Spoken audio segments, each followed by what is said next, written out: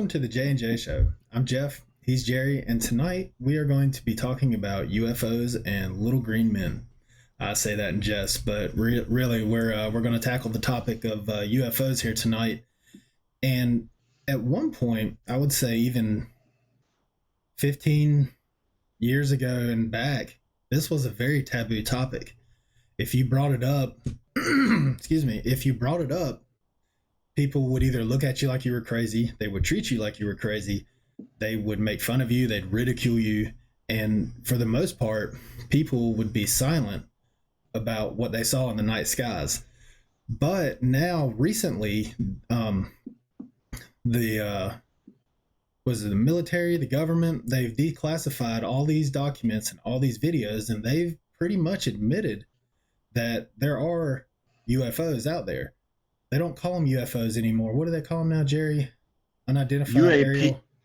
Yeah, UAPs, unidentified aerial phenomenon. That's it, UAPs. So now they're called UAPs, and they've released all these classified documents. They've released all these videos, one of which we're going to talk about tonight, which is the flying Tic Tac. That was Commander David Fravor's encounter. We'll get into that in more detail in a few minutes, but I really feel like, 15, 10, even 10 years ago, maybe even 5, 6, 7 years ago, before all this stuff started coming out, this was a really taboo topic. And I kind of view the cryptid topic now as being what the UFO topic was then. Yeah. And I think as time goes on, maybe that one might get to the same standing as the UFO phenomenon now, but it's not taboo anymore, and you've got more and more people talking about it. I know I've heard 5 or 6 interviews on Joe Rogan's podcast alone that I've listened to from people who have, one of them is Bob Lazar, who actually worked on these crafts and studied it and tried to figure out what they did. And then there's other ones. I mentioned Commander David Fravor. The other one is Travis Walton from 1975. He was abducted, and he tells his story. And I know, Jerry, you have some too. So tonight we're going to unpack all this, and we're probably going to take maybe 2 parts, maybe 3. But this is another one of those topics, Jerry, I know we can get into a lot, and we can probably do multiple parts on, because there's so much that goes along with it. Yeah, it's also important, I think, to let people know one thing about this subject is that neither Jeff nor myself are UFO guys. This has never been our thing or my thing. I've never really, have I watched documentaries in the past? Yeah, I've watched some here and there, just when they used to come on, mostly in the 90s. I caught a couple, maybe on Roswell or something like that. But Jeff and I, neither one of us have ever really talked at length much about this subject. So you might ask the question, well, why are you discussing it then? Why have you acquired this knowledge about this subject if you're not overly interested in it? And the reason for that is very simple, because it's part of our world and it's going on. And for me personally, I cannot know about something like this that is the evidence supports, and then just ignore it and pretend like it's not occurring. It's just not in my makeup. Maybe it's the type A, or I don't know what it is. But when something this heavy and this important to mankind is going on, then I want to know about it. And also another reason why I've looked into it is because even though I'm a Christian, I want to know how these things relate to the world in which we live, as far as my relationship with the Lord. And I know full well, even though, again, like we said in previous episodes, you can be a good Christian and never dive into this subject. We're not saying that Christians must get into the ufology and study this. You really don't have to. However, I would advise Christians to be aware that if you're going to be witnessing to people, they're going to ask about this. And it's never good when you're asked by somebody who's considering Christianity and a relationship with the Lord. It's never good to do the Ralph Cramden, from the Honeymooners, when he when you don't know the answer, because that's not going to reflect very well if you can't explain things like this that are going on. And people do like to laugh. I think a lot of that, like Steve Ishtal has said, when people laugh when they hear about UFOs, a lot of that laughter is fear.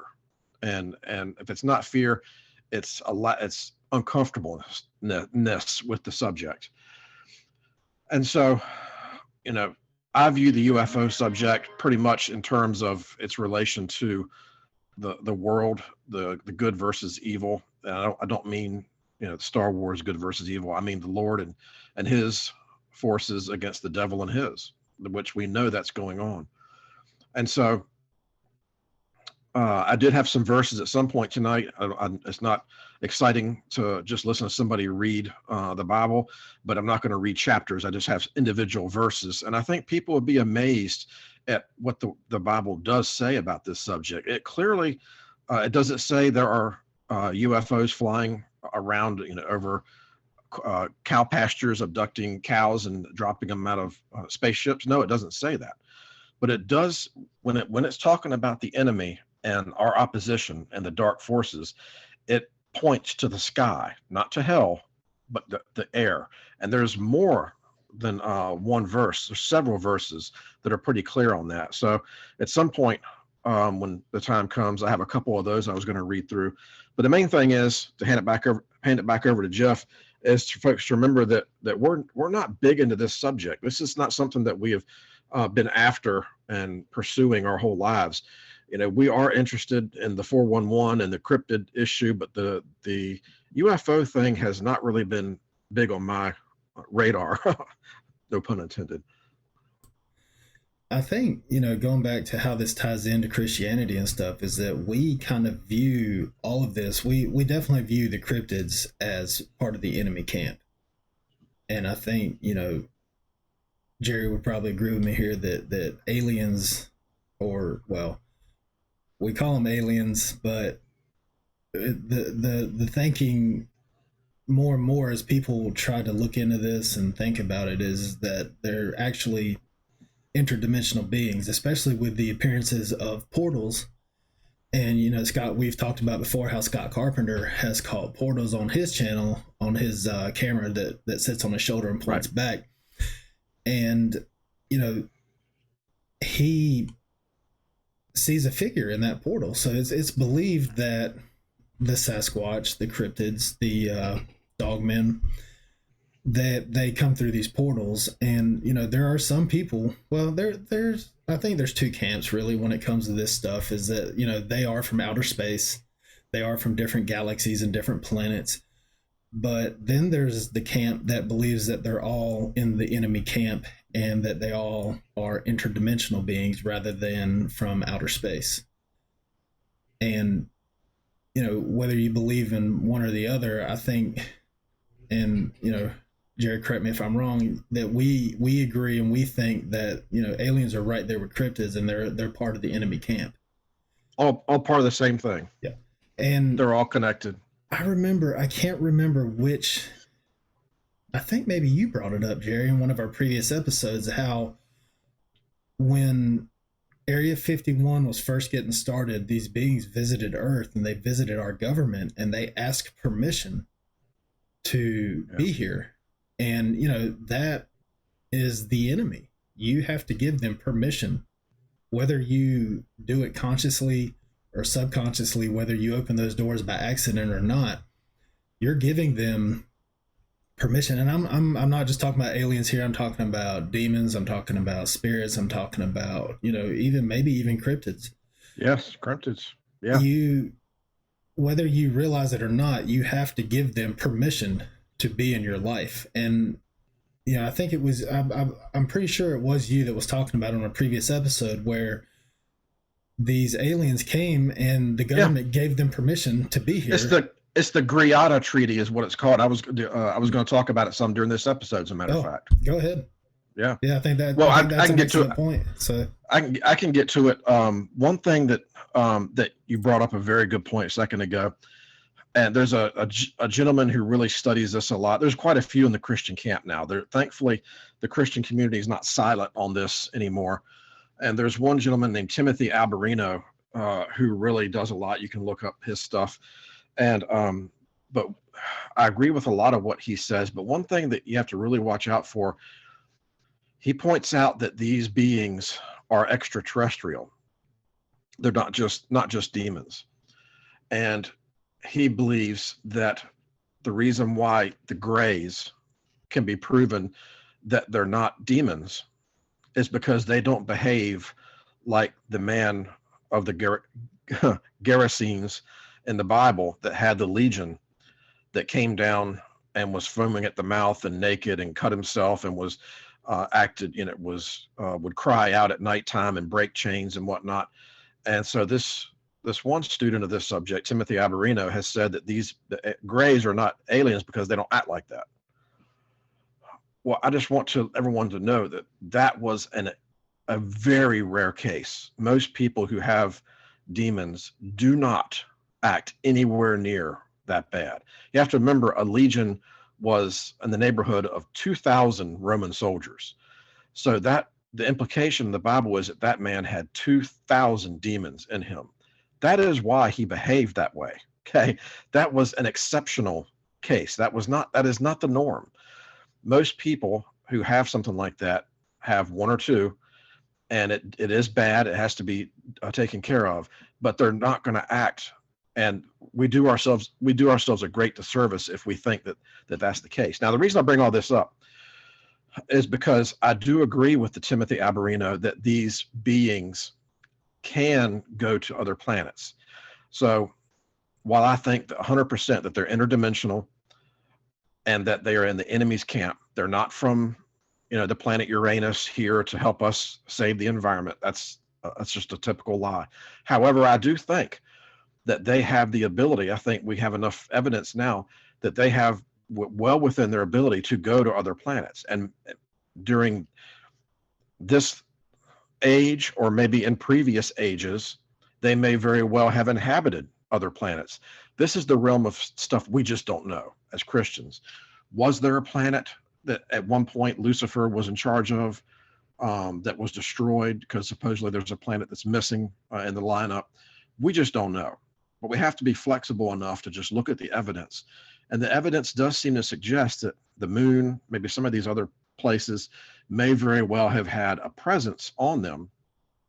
And if they have, and again, this is my Christian worldview, which I'm not going to apologize for or back off of, there's no reason to think these beings, if they're interdimensional, can't go to some other planet and do their deeds. There's one line of reasoning that states that the second incursion of the angels, we know the angels, what they did before Noah's flood, producing giants and many other things, not just that, but they did it also after the flood. So there's we've talked about that on here before. How did the giants get back on the earth? And there's people who think that the giants, that some of them on planet Earth before the flood were taken off the planet and were then brought back after the flood to resume their activities. But God basically checkmated them when he rose up Abraham and the Jews who dispossessed these giants out of the land and acquired the land for themselves. But that's all another subject. But you might say, well, that's impossible. They couldn't take giants on a spaceship. We have to really guard against saying that's impossible. And at times it does sound like it's a National Enquirer headline, some of this stuff. But unfortunately, the world in 2022 sometimes reads like a National Enquirer headline. And we've got to learn to look at the evidence, because there's a lot of evidence. This is not one or two people. The name was John Mack. Dr. John Mack did a study of these abductees. I'm getting ready to hand it back over to you, Jeff, but I just wanted to mention this guy, John Mack, studied a bunch of people who had claimed to have been abducted for years. And his final conclusion was, and again, he did this at the Harvard School of Medicine, Harvard University School of Medicine. He found there is no reason to believe that these people are in any way psychotic or have any sort of mental disorder or are in any way fabricating these experiences. And this really upset the scientific world when he said that, But as a good scientist, he said, I have to report what I found, and I have not found these people are crazy at all.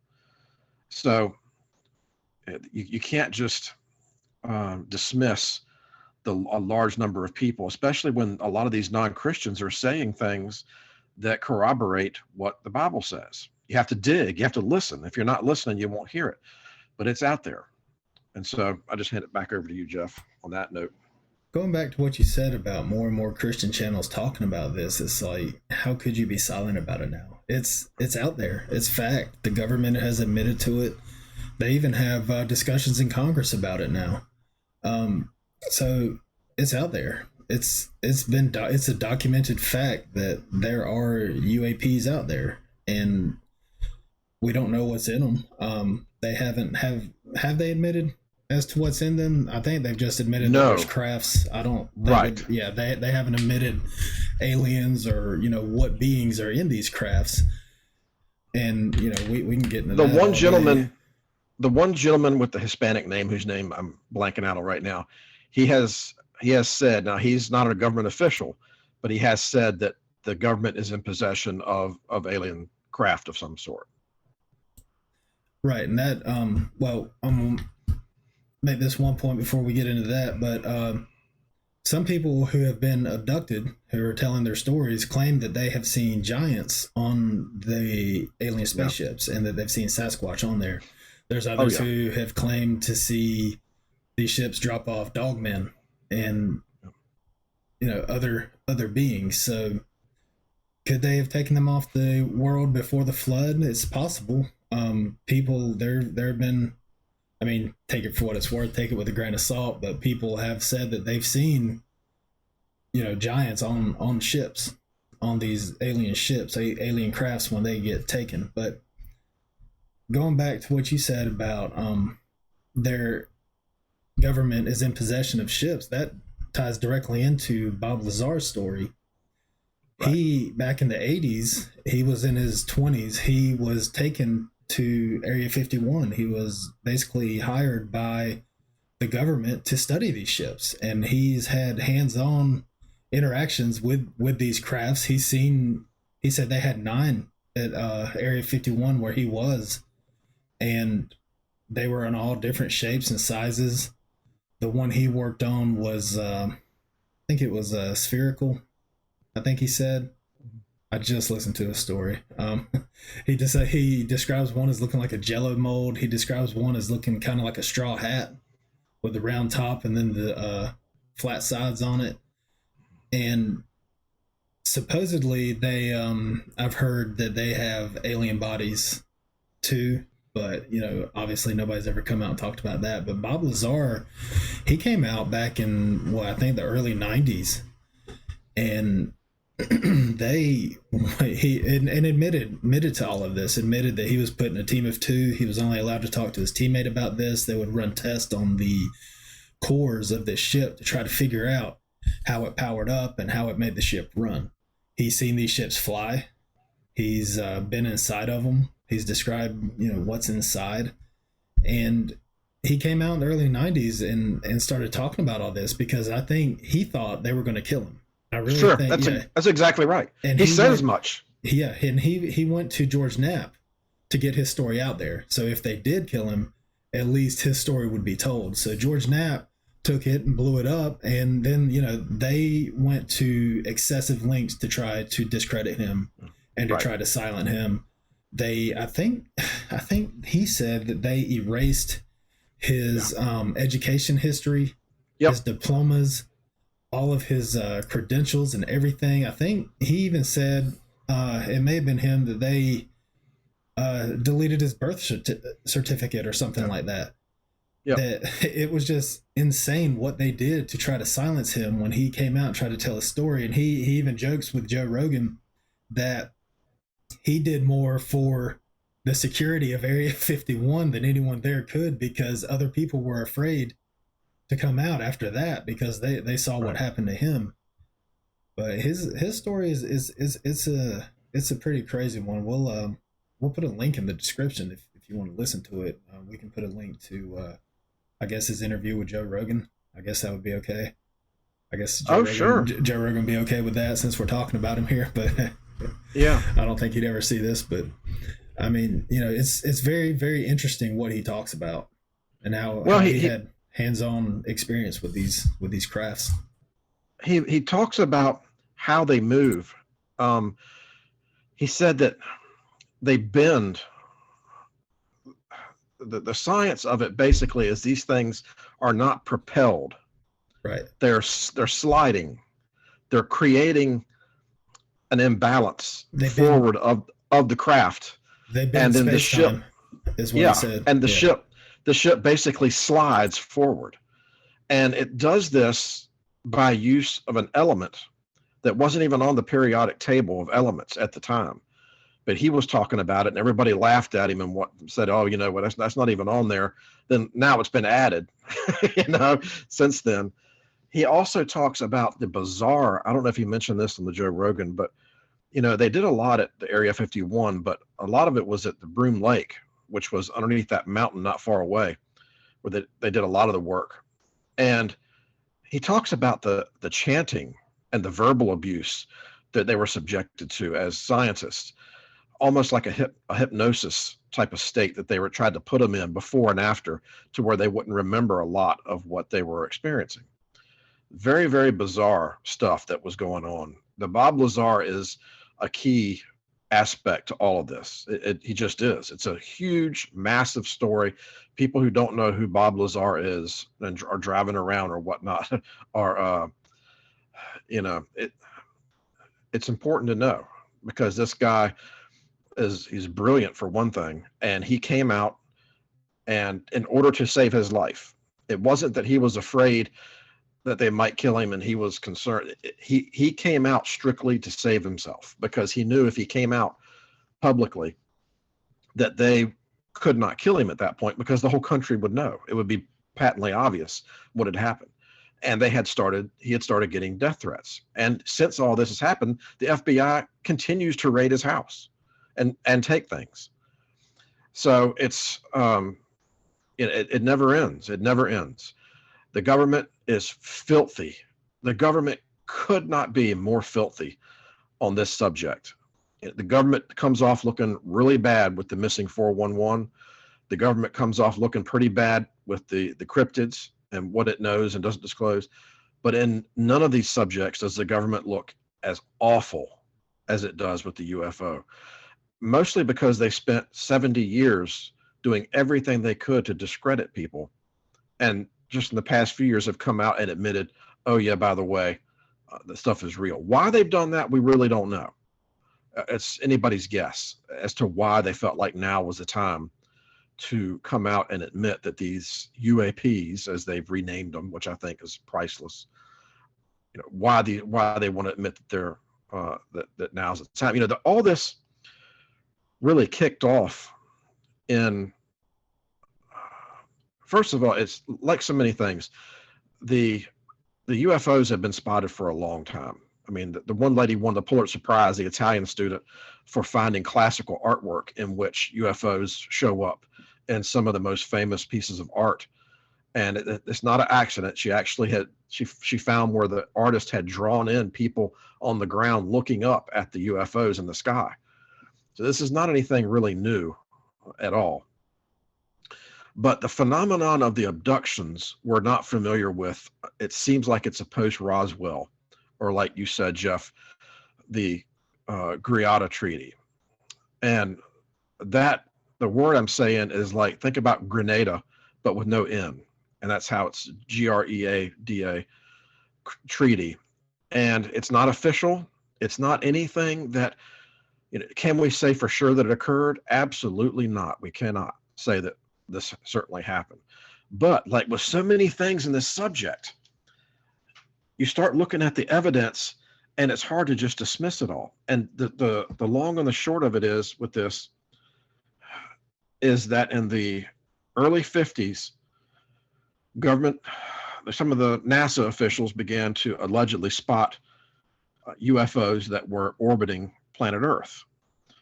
And the claim is that two groups of these quote unquote aliens made contact with American authorities. So yeah, two groups apparently, allegedly. Again, I'm not saying that I necessarily subscribe to all this. I'm simply aware of it. Deep down, I think probably there is a good chance that something like this did in fact occur. However, because there's a lot of deception involved, the first group are what's called the Nordics. These, for people who aren't aware, the Nordics are alleged aliens that, of all things, are blonde-haired and blue-eyed, usually very pale-skinned, look just like us, and for many, in most part. For my money, these individuals are nothing other than fallen angels, is what they are. The other types of aliens are, you have the grays, which most people are familiar with what they look like. There's also some others that look like lizards, supposedly, and some that look like insects of some sort. But your two main groups are these Nordics and these grays. And allegedly, these Nordics met with Eisenhower out at Air Force Base, or Army Air Force Base, or I guess at that time it was strictly Air Force, in California, and told him that another group of aliens was coming and wanted to strike a deal with the United States, and that the United States should refrain because these aliens were supposedly troublemakers. These grays were troublemakers, according to these Nordics. And the Nordics told Eisenhower, gave him a spiel very similar to what we hear nowadays a lot about how they were alarmed at the presence of nuclear weapons and they wanted the United States to give up all of our nuclear weapons, and then they would give us some technology. Eisenhower wasn't buying it, long story short, and he basically said, sorry, no deal. In the current time, we cannot give up all of our defense. Also, if you people are, you not people, but you beings are what you say you are, last thing we need to do is give up our only defense against you in case you are nefarious. And so, as the story goes, and again, you might say, well, how do we even get this story? Where is all this coming from? It's not coming from eyewitnesses that were there. So you might say, well, it's worthless then. Well, it's coming in large part from their children who had learned it from their parents. The Lear jet, the Lear is one of the big ones that talks about it, his son, and lots of others. And long story short, the Greys allegedly landed and made an offer as well to provide technology, and they requested and wanted permission they said they were concerned that their planet was about to expire and they needed to learn about our planet so that they could go find one like it or something, like some nonsense. And so they requested permission to abduct a certain number of humans to perform harmless studies and tests on them so that they could learn. And at this point, one of the U.S. military advisors to Eisenhower, who was having none of this mess, said, well, you obviously have more technology than we do. Why do you need our permission? And their response was, it's very important that we have your permission. And so, according to the conspiracy theory, as it is, a deal was struck up because Eisenhower claimed that a bad deal is better than no deal. So allegedly a deal was struck up in which the Greys would be allowed to take certain individuals to run tests as long as the test did not bring about death or unnecessary harm. They had to submit a list of the individuals. The individuals had to have no memory whatsoever that these tests had occurred. They must be returned to where they were taken from. And in exchange, we were to get technology from these beings. Long story short, it became very clear within just a couple years, because this allegedly occurred in 1954, is when this supposedly took place, about a year after the Korean War. So by 1956 or 57, it had become very clear to Eisenhower and his inner circle that the Greys were not living up to their end of that they had deceived Eisenhower, were not living up to their end of the bargain. They weren't submitting any lists. It became apparent, especially by the early 60s, that they were taking as many people as they wanted to, and it became obvious that some of these people were not being returned, and that there was little that the Eisenhower administration could do about it. And people have, really looked in, because again, this cannot be confirmed. There's more than one witness. It's not a one witness thing. There's quite a few folks that have talked about this. I should say there's no eyewitnesses that have reported it, but there's more than one person providing testimony that they received knowledge of this meeting from their parents who were present, all of whom were in Eisenhower's inner circle. So take it or leave it. There was, before this occurred, Eisenhower did go missing. The media panicked. They didn't know where he was, and this is all fact. This is not conjecture. He did go missing. The media did panic, and after 24 hours, the press secretary came out and said that Eisenhower had to receive emergency dental work done, that he had been eating fried chicken and had broken a crown. Because see, this is all along the backdrop that Eisenhower had left Washington and flown to Edwards Air Force Base in California, where this supposedly occurred, which at that time I believe was Holloman Air Force Base. He had flown out there for a vacation, supposedly. Well, this threw people by surprise, threw people a curveball as well, took them by surprise, because when this occurred, Eisenhower had just come off a vacation. So it was odd that he would leave suddenly and go across the country to vacation and then disappear. No one really seemed to could track where he was. And then after a period of time, they came out and said he had emergency dental work. Well, some sleuths have since gone to Eisenhower's library, which I believe is in Gettysburg, Pennsylvania. I could be wrong about that. And that's where their farm is. Maybe the library's not there, but whatever the case, they looked to see about the papers and files on this emergency surgery, and nothing was found. There was no evidence whatsoever that he had ever received any of this dental work. So it seemed very much like a cover-up. Was it? I can't say. One thing I do know is that by the early 60s, the abductions kick off. And I'll hand it back over to Jeff, but we'll come back to this in a little bit because we have the big case of Barney and Betty Hill in 1961 who are abducted, and this basically launches the abduction phenomenon as we now know it.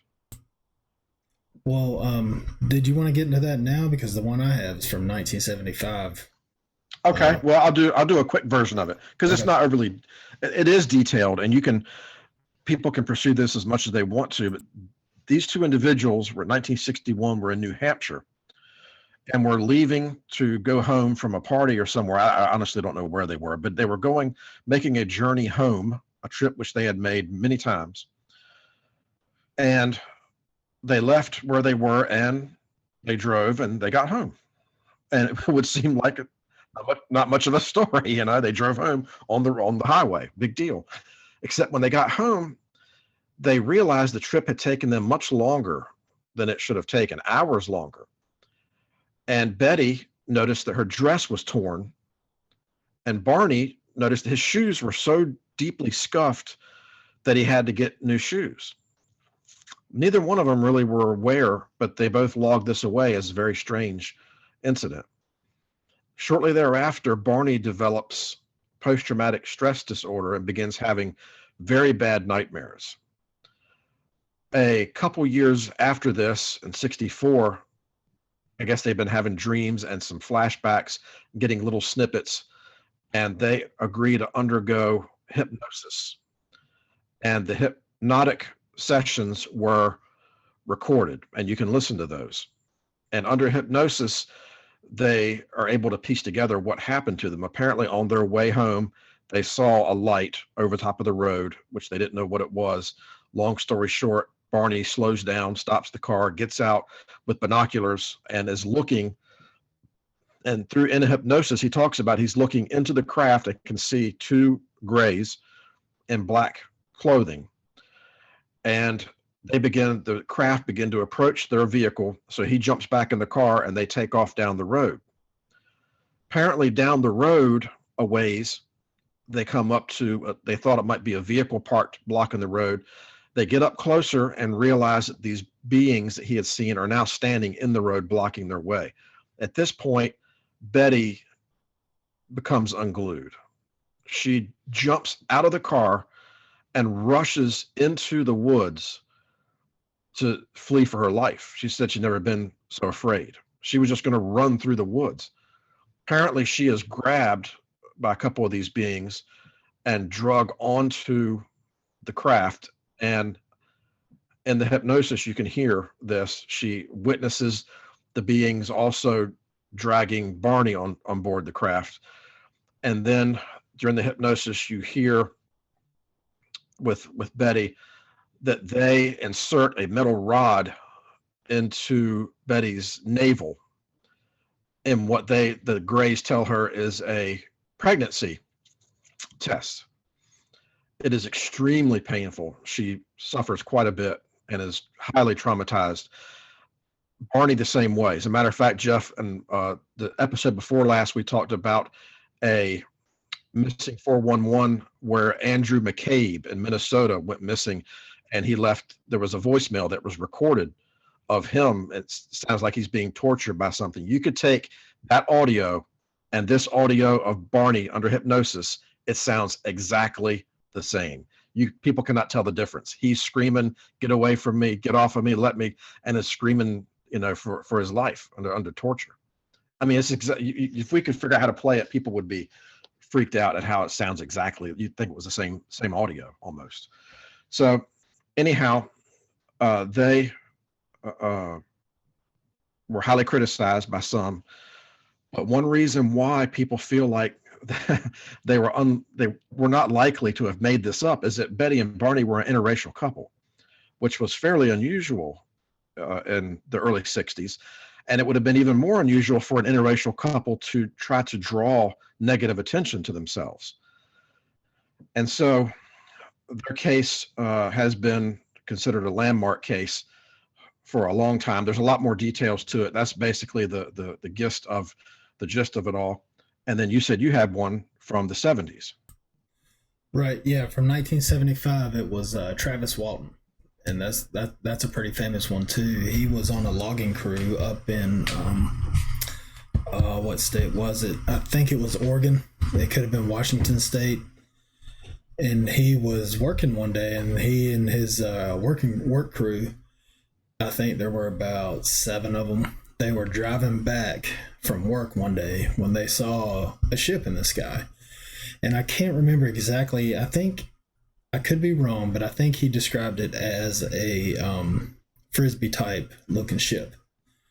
It was round and kind of flat, kind of like your UFOs, like from the movies. What you see in the movies. And the ship is hovering, and the driver of the car stops the car, and Travis, for whatever reason, decides to get out, and his friends are, I forget the details right there. They may have tried to stop him. I think he decides to try to run into this clearing where this ship is. And when he gets into this clearing, his friends see him, or his co-workers. I don't think they were all friends. I think there were some on the crew who didn't get along, and that comes in later when they're being interviewed by the police.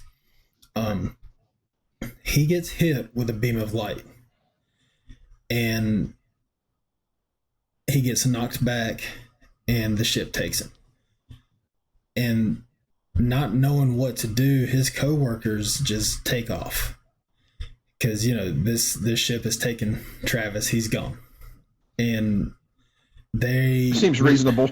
Right? Yeah. I think I would too. I see a beam of light come out and hit my coworker, and they take him, and I'd be gone too. But so they report it to the police, and obviously the police don't take them seriously. The police think they murdered Travis, right. And they're just trying to cover it up. But they all took polygraph tests, lie detector tests, and I think there were 6 of them.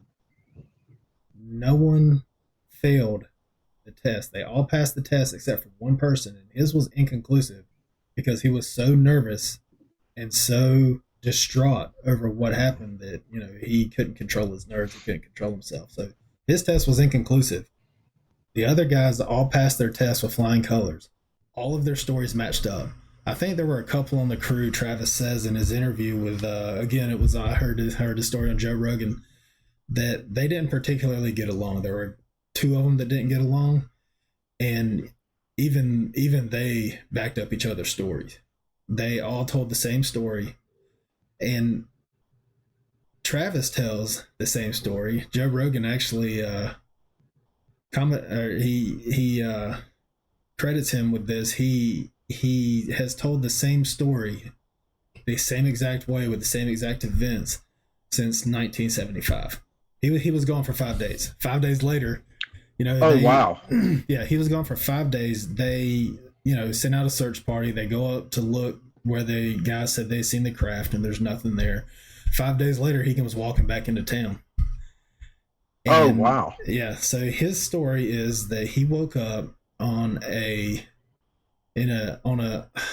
forget if he says if it's a metal slab, but like on this table in this empty room. I think it was all white. It was a plain room, and there were two grays standing there. And I forget if he says if they were wearing, I think they were wearing jumpsuits. And he gets up and he starts trying to fight them off. I think he said he grabbed something. I forget what he says he grabbed, but he starts swinging at these grays, and they run out of the room. So he's sitting there trying to figure out what he's going to do, how he's going to get out of here, trying to figure out where he's at.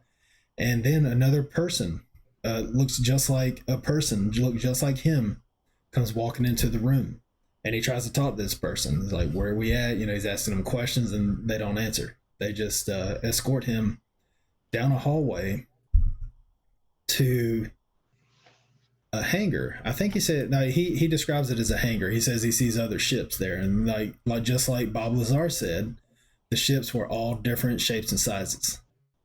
And they put him on this ship, and they drop him off right outside the town where he lives. And it was 5 days later.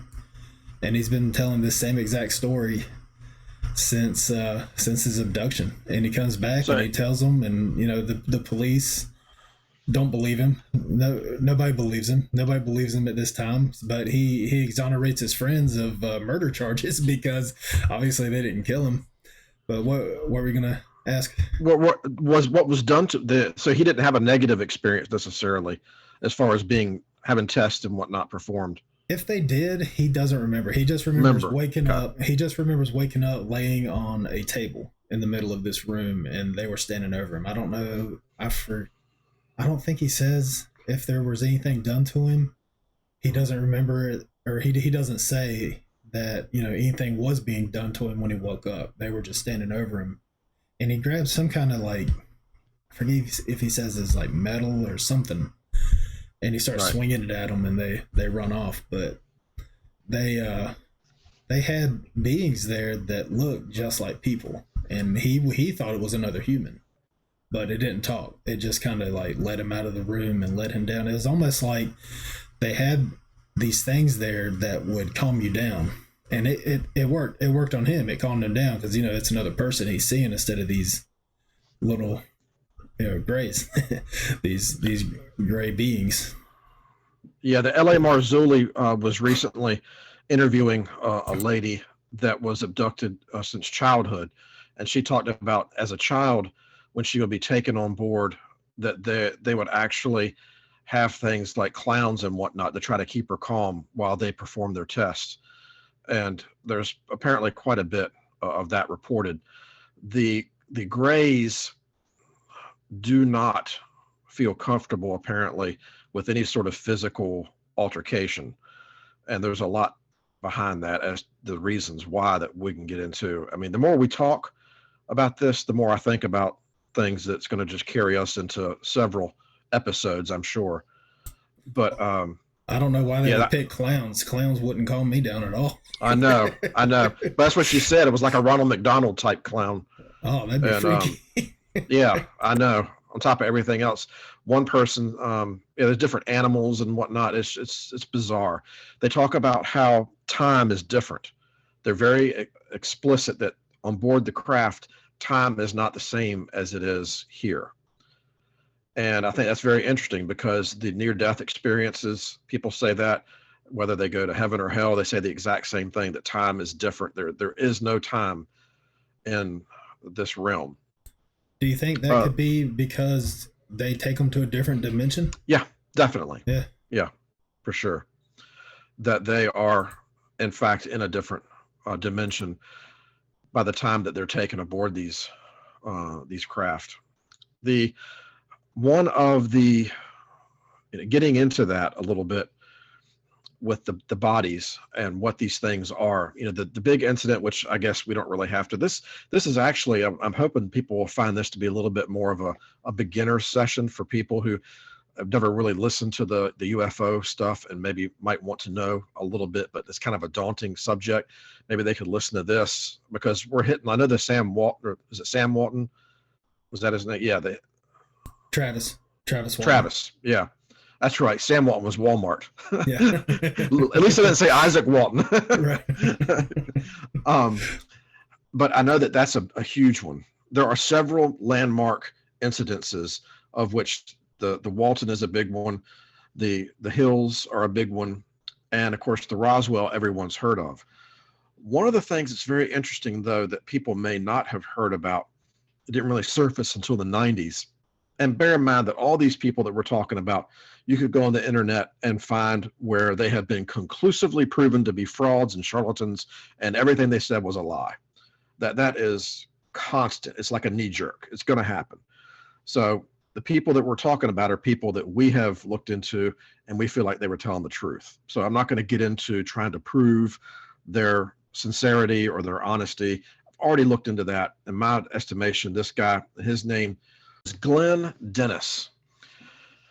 And this is very interesting also because he worked in a funeral home in Roswell, New Mexico, and worked at, I believe it was Walker Air Force Base, did quite a bit with the Air Force Base there nearby. And he came out in the 90s and told his account that he had been contacted by the base at the time of Roswell and was asked in detail if he had any caskets, how small a casket he could provide. And then they began to ask him, again, these were Air Force officials. At this point, this would have probably been Army Air Corps. Trying to think, right about that time, for those who aren't aware, the Army controlled the Air Force, but then it broke off. The Army Air Corps became the Air Force. It was right about this time. So it's right on the line of whether it was Air Force or still Army Air Corps.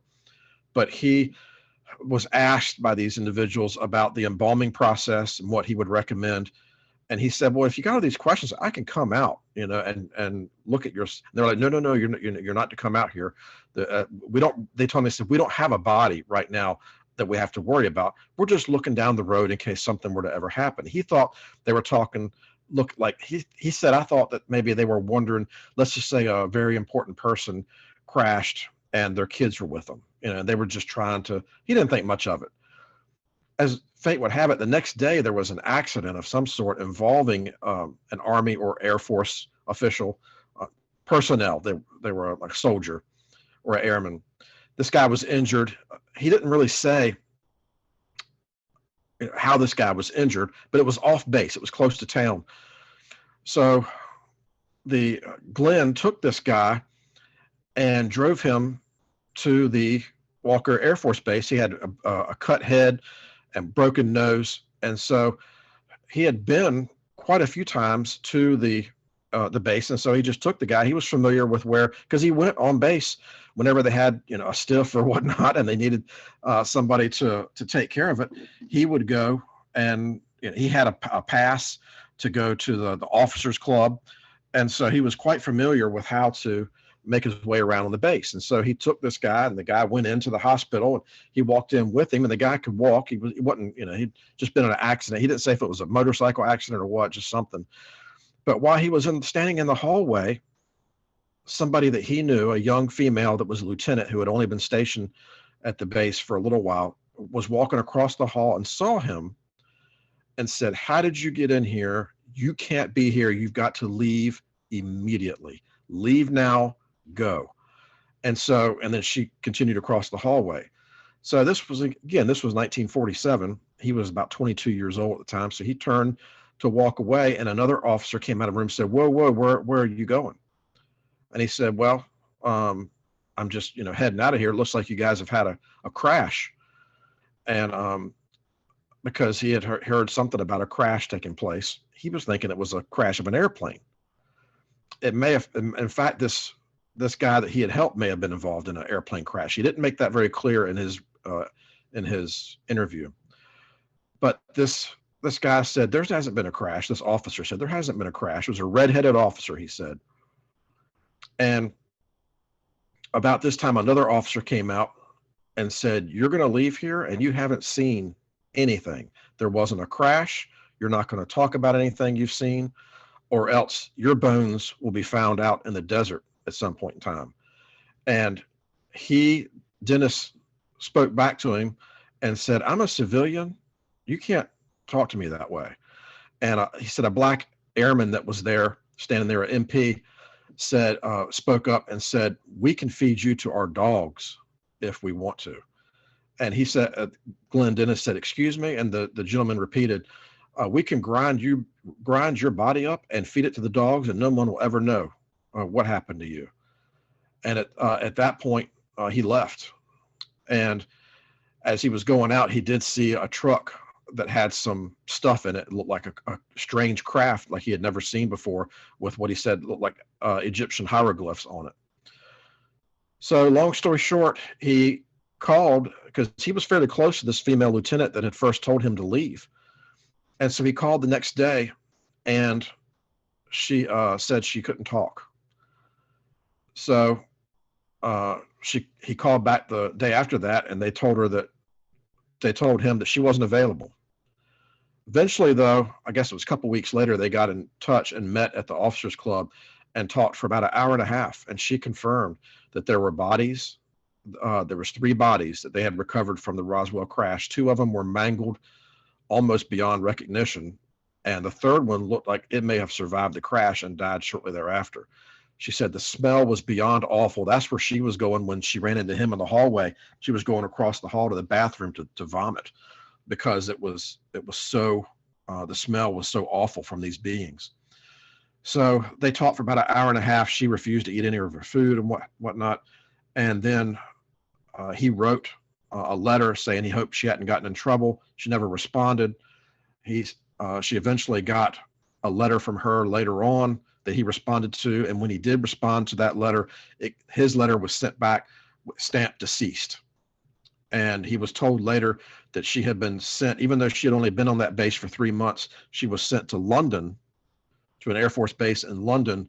And he was told that she and several other nurses that had been present that day had all been involved in an airplane crash and were all killed. So he doesn't know whether that's true or not. He doesn't seem to believe that she was assassinated because of what she saw. But this was in the early 90s when he did this interview, and we've learned a lot since then about how willing the government is to execute U.S. citizens if they think that they're going to let any of this stuff out. So that's another big incident. And she said that the bodies, and there was another gentleman that eventually saw some bodies at Wright-Patterson Air Force Base, and they both described these bodies, the grays, as being very rudimentary. And the main thing to take away from this is that these bodies are not, they said they didn't have a circulatory system as sophisticated as ours. They had no reproductive system. They had very, very basic, they didn't have bones, they just had cartilage.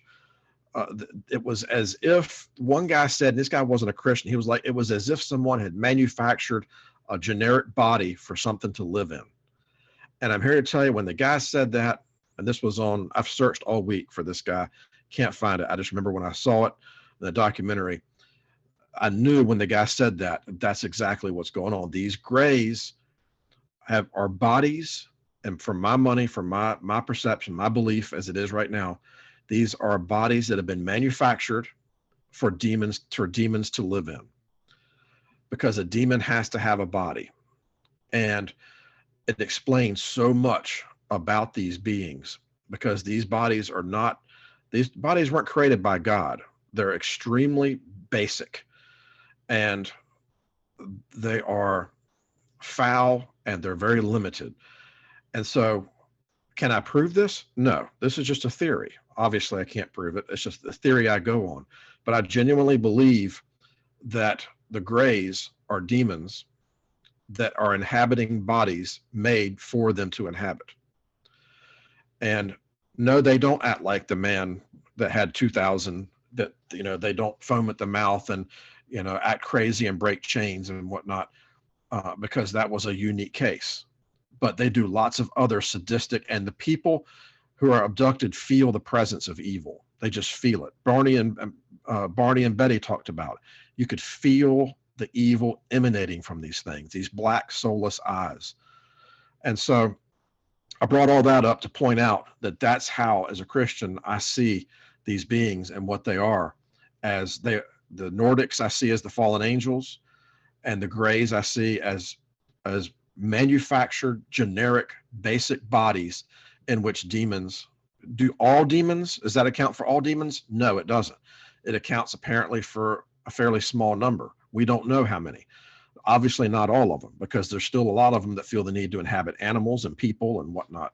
But there are some, and they're different groups. We just don't know. We just don't know. All we can do is theorize. But that's how I see this. That's what I see the Greys as being, not from the planet Uranus, but from the planet Earth, having been received. And they can be killed. Obviously, they can be killed. And we've heard plenty of instances where these beings have died. So these bodies are not perfect bodies, and they can be killed. It's funny you mentioned that about the bodies, because one of those Joe Rogan podcasts I listen to, they get into that. They get into how these bodies are very simplistic, and they're very don't contain any reproductive organs, because Right. they're not always wearing jumpsuits when you see them, the Greys. Right. And they had a theory, and they hypothesized that maybe these beings were being controlled by something else, which they meant another alien race out in space somewhere. But what you just said, that makes a lot of sense, because even they talked about how like you said, rudimentary these bodies were, and how they didn't have muscle tone, and they didn't seem to have a way to defend themselves, or to they couldn't figure out how they could survive, because they were just so that, like you said, basically nothing. There's basically nothing in them. So what that actually makes a lot of sense. And it's not just that story that you said that they talk about it, because Joe Rogan has an in-depth discussion. I forget which episode it was, but he has a discussion with somebody about that very thing. So that just adds credence to it, because if two people are talking about this, and there's probably more out there that have had that discussion. But going back to Travis Walton's story, I forgot to mention they made a movie based on his story called Fire in the Sky. Mm-hmm. If anybody wants to check that out. Now, he does say that they changed the ending. He tried to fight them on that, and they told him, look, we can either do the ending we want to do, or we won't do the movie at all. We won't tell your story. So he eventually relented, and they changed the ending of his true story of what happened. But he says everything else in that movie is pretty accurate, except the ending. But that's called Fire in the Sky. But yeah, that's what you said is interesting to think about, is that their bodies constructed for demons to inhabit. And it's go ahead. Yeah. People, when they wake up in the middle of the night, I've heard stories where people describe seeing the Greys standing at their bed, and usually it's at a specific position. I know women have talked about how they're standing near the lower half, near where their reproductive system is, and I think one became pregnant right after. But that's this goes back to that report that we've referenced several times on here about how they're impregnating women. Yeah. But they always have that same feeling of dread. They are afraid of these things, and like you said, they sense them to be evil, and they're terrified of these beings when they wake up and they see them in their rooms. So You can only imagine. There's so there's so much. People are listening to this. As we cover this stuff, we're just in a we're doing almost like the guys in the desert when they're given a cup of water in the desert movies and they're guzzling the water so fast they're spilling it everywhere. I mean, we're losing so many different things that we're hitting on. You know, all this could be an episode in and of itself. Just the abductions by themselves. It has been. They have found Eli Marzulli in particular. They have removed stuff from people, objects from people, chips, other things that should not have been there. And this stuff has been found to have been of material that is not from planet Earth. And so how does this person get this up against their skin without any scar whatsoever? And this is an individual who has been abducted since they were a child. And this has happened quite a bit. And so these abductions are a whole aspect of the UFO. I mean, really, honestly, the seeing the lights in the sky and the seeing the craft, that's one aspect. I mean, obviously you have the close encounters of the various kind. My sons and their friend, I guess it was last month, saw something down the road a couple different nights that, we all agreed it didn't make sense as to what it could have been. They honestly felt they had seen a UFO, and from what their description was, it sounded like it. But we did not call the Air Force, and we did not contact MUFON, which is an organization that collects UFO sightings, and we haven't even discussed it really since then. And the reason is because it's very easy to mistake things in the sky, and it is possible that it could have been a drone or something like that. It does happen. It's of all the different cryptids, and I think this is the easiest one to mistake because there's so many flashing lights in the sky, so many things flying around up there. However, there are aspects of it, like the speed with which these things move, that cannot be explained, and a lot of other factors and variables that you really, even the military, like we said, has struggled to come to grips with. How can this be happening, to the point where they finally, the military came out, and apparently there was some little bit of friction between the military and NASA as to who was going to disclose this, because I guess the two don't necessarily get along 100% on this subject and don't really work together. Imagine that, the government not working efficiently. But there's so much more to this. I was just going to take the last little bit and read a couple of these verses, since we did hit on, what my theory is. There's not many verses at all, but it's a couple here that I think people would find interesting. One of them is a famous one, is in Ephesians chapter 2, and it's verse 2. And it said, actually, I'll start with verse 1. And you were dead in your trespasses and sins, in which you formerly walked according to the course of this world, according to the prince of the power of the air, of the spirit that is now working in the sons of disobedience. So here we have the enemy referred to as the prince of the power of the air. And also we have the other verse which talks about that our battle is not against flesh and blood, but against powers and principalities and evil forces in heavenly places. I don't have I should know that one off the top of my head, but actually I don't. The other one I had here was in Isaiah, was 24.